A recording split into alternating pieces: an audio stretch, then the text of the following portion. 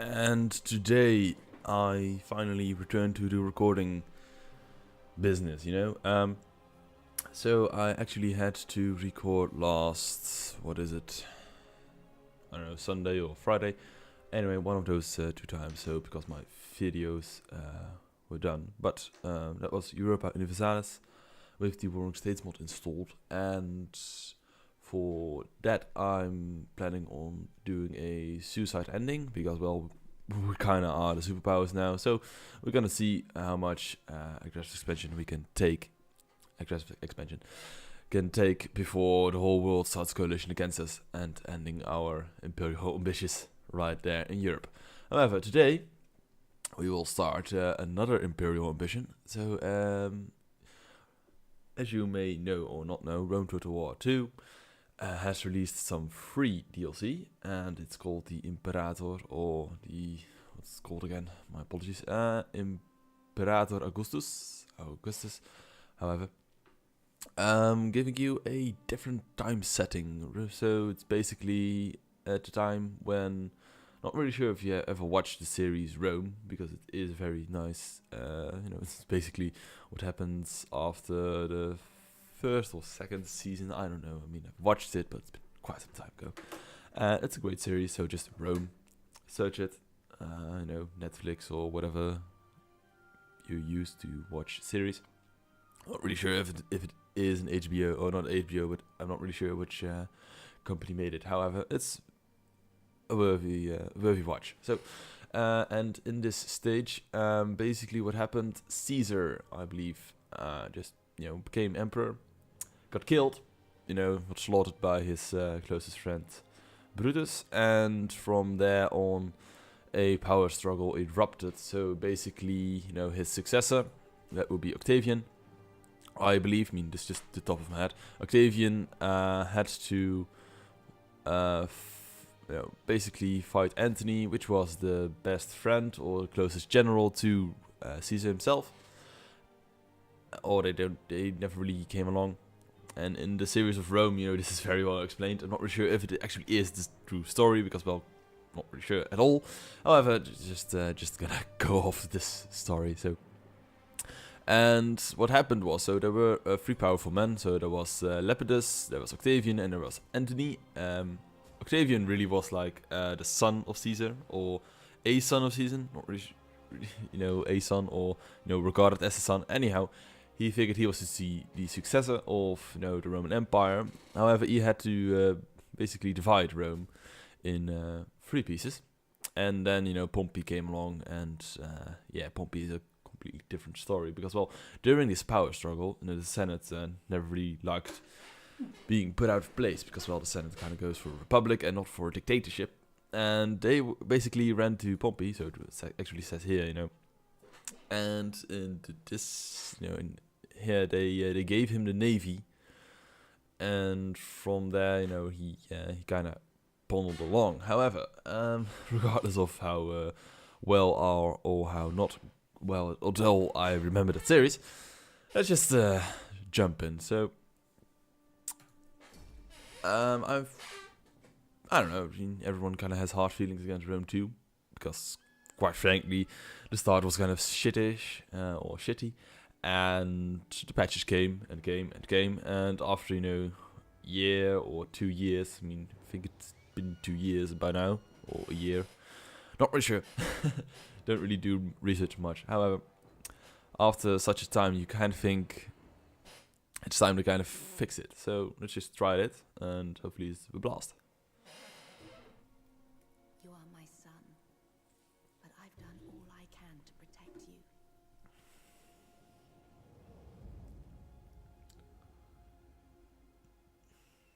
The gods smile on you, Octavian. You're a good soldier. I'm a politician. We don't need more politicians. It's not more speeches in the Senate that will change the world. Rome is dying. Why do you think Caesar favored you so? I was loyal. No, Octavian. He saw in you the potential to continue his legacy. Not to follow him, but to exceed him. Antony cannot be trusted. His heart lies in Egypt.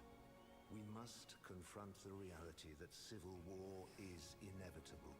And how will bloodshed save the people of Rome? You are not meant to save them. You are meant to lead them. All men are troubled when their moment has come. I am not Caesar. I don't have his strength. The people loved him, and they will love you.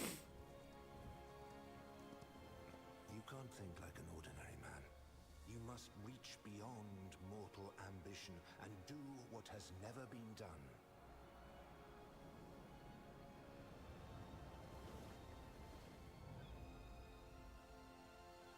To survive, my son, Rome must have a master.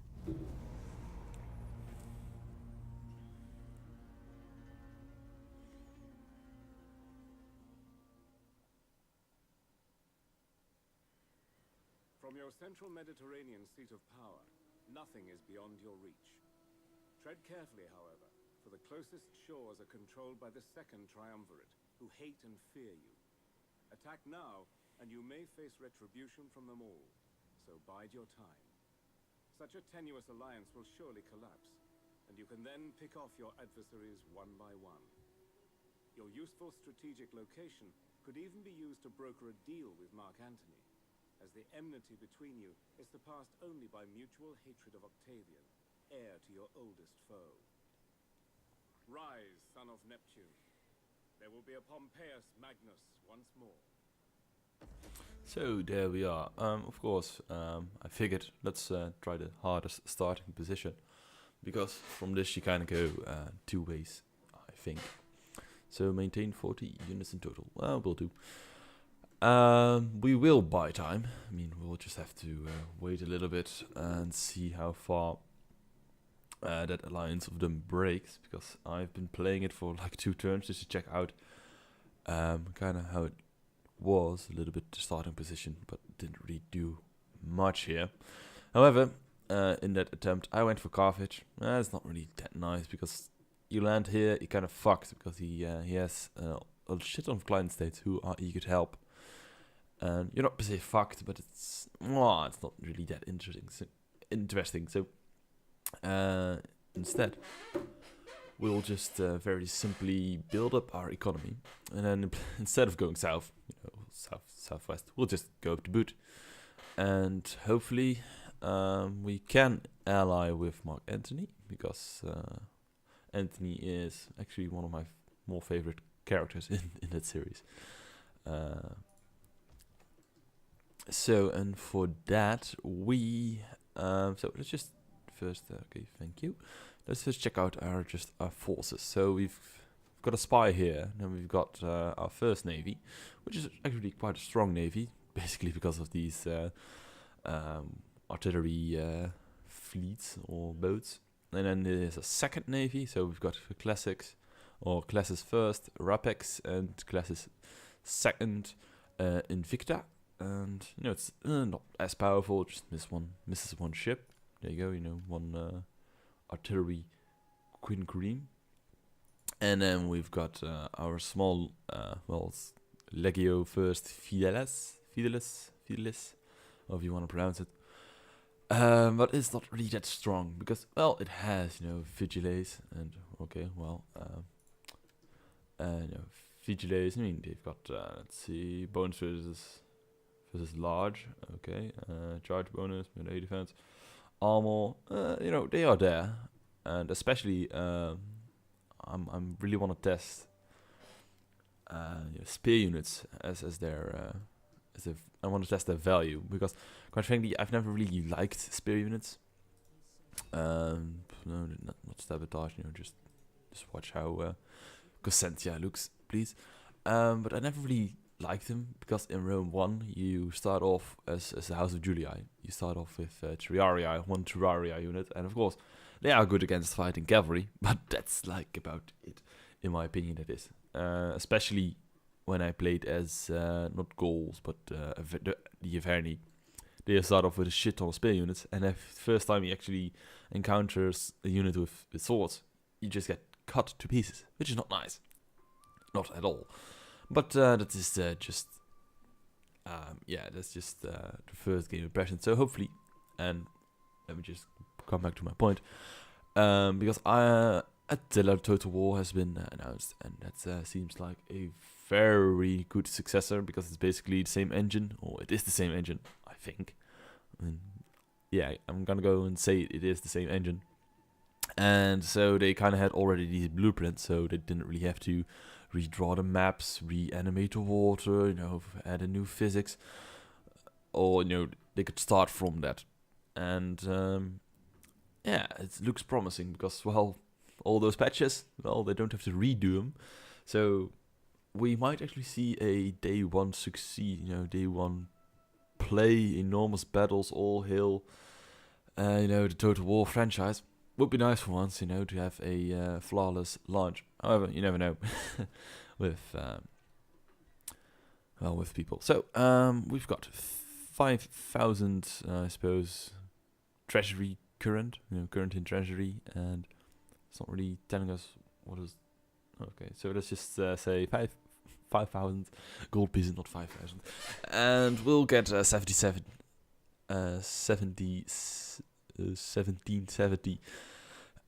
We'll just get that, and we've got a food surplus of 4, and it is spring, and it's 41 BC. So yeah, it's I don't know. So we need to make sure that we have plenty of food, and then we also need to make sure that our economy is booming. And let's first start off with technology. Let's first get the economy tree, the first tier researched, and then we go to where is it? Diplomacy. There we go. So of course we need alliances, and well, there are not really many people who wish to trade with us. But that welcome can become a farewell if you waste my time. Aggression fact. Okay, you're not really interested in any of that. No military access, military alliance, no. So of course we are basically in the midst of it all, which is not good. Well, let's see, what could we potentially build first. So of course I was telling you about how we need our economy to boom first. However, let's first make sure that we can bolster our military ambitions a little bit further. So that means creating a field of Mars. And okay, we've still got plenty of money to go, and we need food. However, we don't really need that much food, and the wealth from agriculture is also a very nice one to have. So let's see, public squalor, which is also something we need to fix right away. Or 5 food. I think we'll just, herding ground, sure. Settlement grain depots. Can we handle it? Let's build them both provinces first. So you guys are eager to remain normal. They're not really hating us at all. That's good.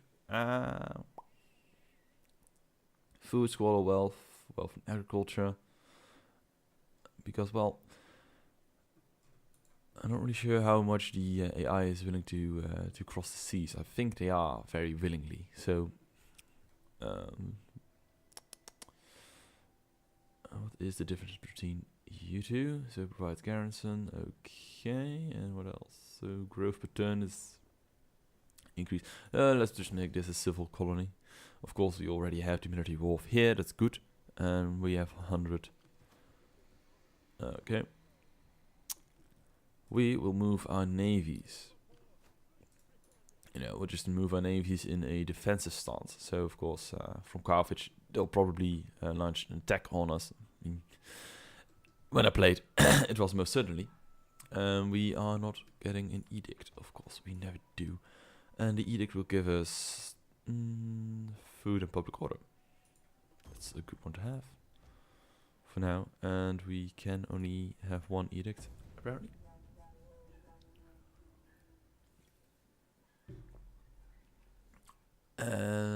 So yeah.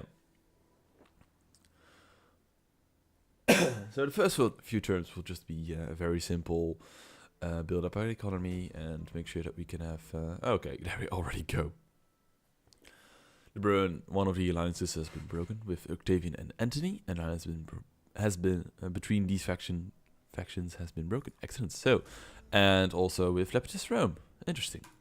So this basically leaves us. So they've broken their alliance, and Lepidus is already at war with Octavian. Okay, so yeah, we don't really need to do too much, I think. Okay, so you just make sure that we have our shit under control, because that's the only thing. So he can launch attacks on our shores immediately. So he can, I think, directly cross into Agrigentum or Gentum, Agrigentum. That's how I'll call it. And Syracuse has a bigger, garrison. So they'll hold out a little bit longer.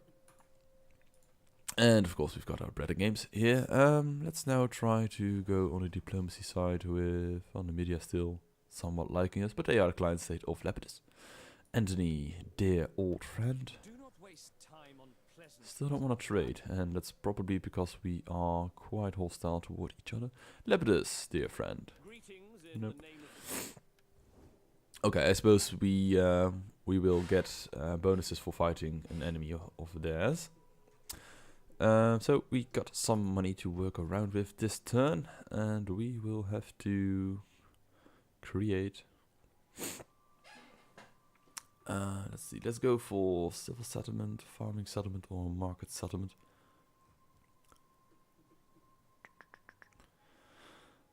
It's quite a tough choice because, well, quite frankly, we kind of want to go on the economical side, so we get money.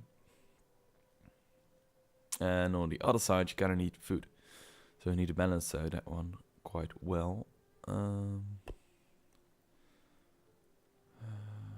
Grove, wealth. Okay. How about we'll just make one more harbor here, or we create a harbor port. There we go. And that's it for this turn already. Yes, I suppose. I mean, of course, the beginning never really is that interesting, and the build-up is more interesting.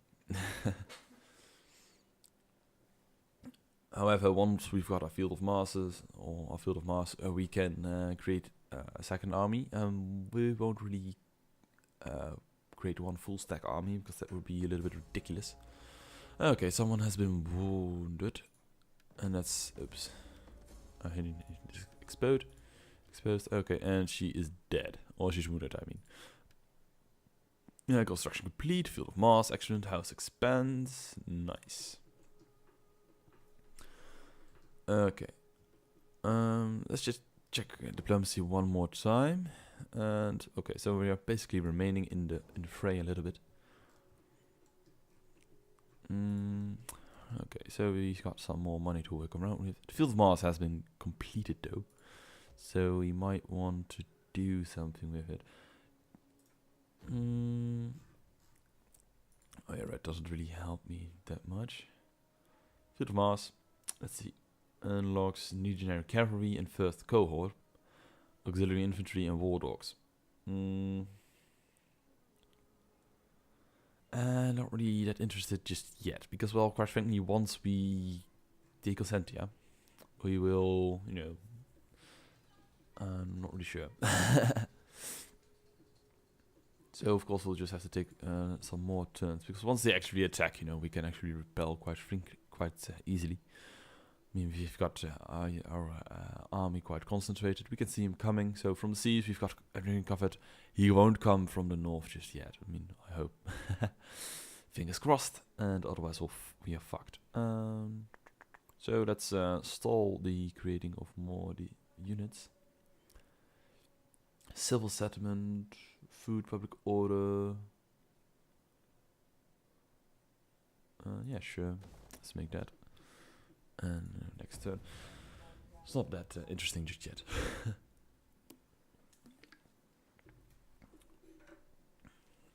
However, I can talk about stuff. So the difference between this game recording, and something like Europa Universalis is that Europa Universalis kind of throws a shit ton of pop-ups at me.